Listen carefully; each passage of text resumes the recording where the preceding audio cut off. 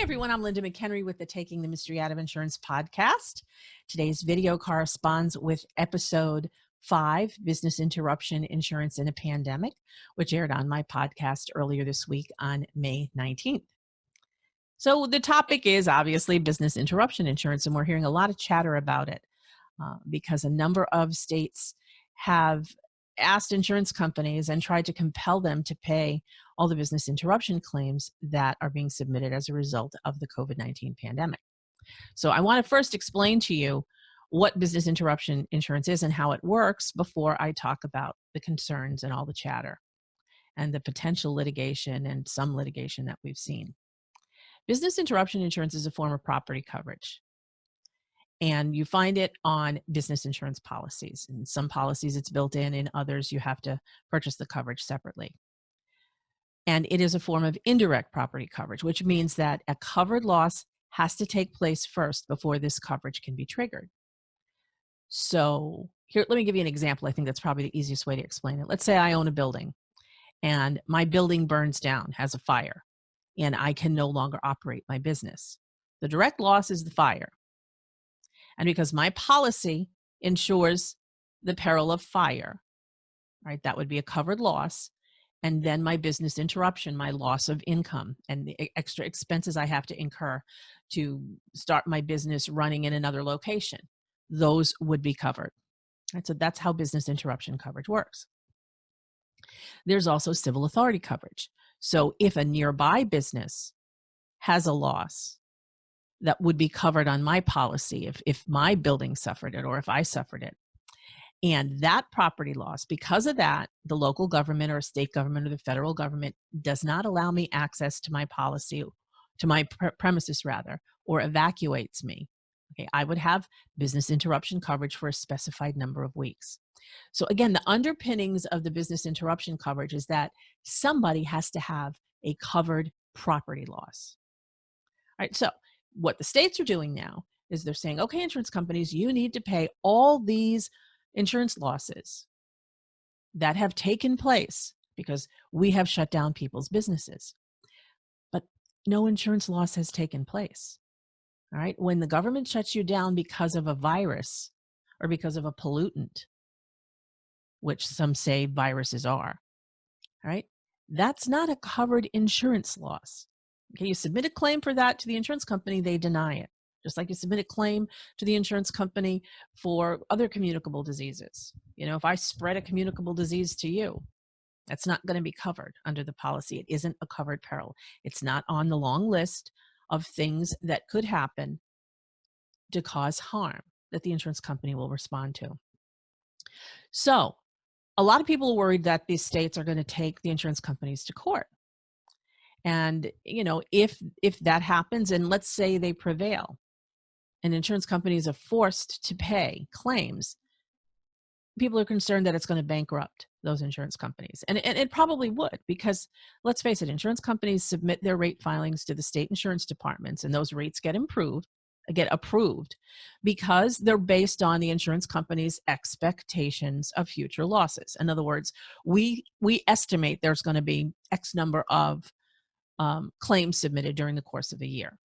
And they think about all the different coverages, including business interruption.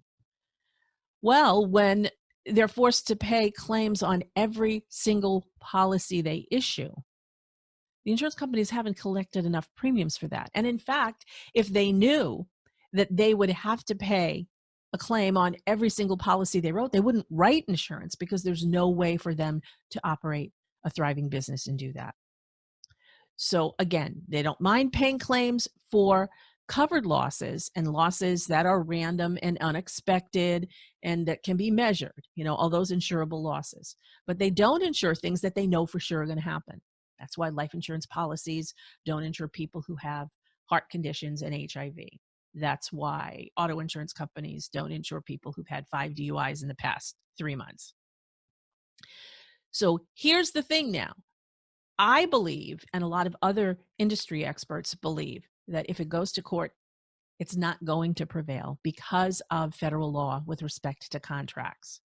Right? There's all kinds of provisions in federal law under United States Code that regulate how contracts can be executed and effectuated, who the parties are, how they behave, and all that. And essentially, once a contract is executed and entered into, as long as it's legal, it can't be changed unless all the parties to the contract want to change it. Again, here's another example. I own a commercial building and I'm going to lease it to you. You're a business. We agree to the terms, we sign it, we put it into place. We can't change that unless both of us agree to do it, unless it says that Linda's the only one who's allowed to change it. But typically, contracts can only be amended in writing if all the parties agree to do that. And there's nothing in any of these contracts that allows a disinterested third party to compel or force or constrain the parties to a contract to change the terms. So again, insurance policies say we cover this, we don't cover that. Here's the terms, here's the conditions.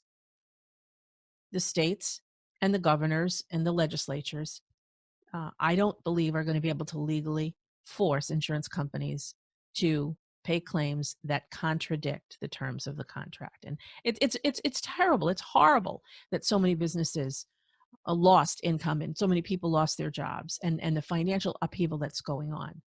But it's because the government required that. Now, there is a civil authority provision in business interruption insurance, and it says if a neighboring business has a loss, a covered property loss now, that would be covered under your policy if it happened to you, and then the civil authority, the local, federal, or state government, evacuates you or prevents you access to your property, then the business interruption policy will pay for a couple of weeks. Well, again, yeah, the government forced the shutdown, but they didn't do it because of a covered property loss. They did it because of the pandemic. And a lot of other people are saying many commercial policies have a virus exclusion, have a pollution exclusion. And many people believe that even under those exclusions, that's just another way that the property policy would not provide coverage. So we're going to have to hang around and see what happens with that. And if you want to check back with me on my website at lindamchenry.com, check the blog posts, check the podcast episodes. As this subject is updated, I will share that information with you. So for now, that's it. I hope you stay safe. I know a lot of states are opening up. Hope you're able to go back to work and resume living your normal life. And if it takes a while, I hope you have patience and take care. That's it for now. Bye-bye.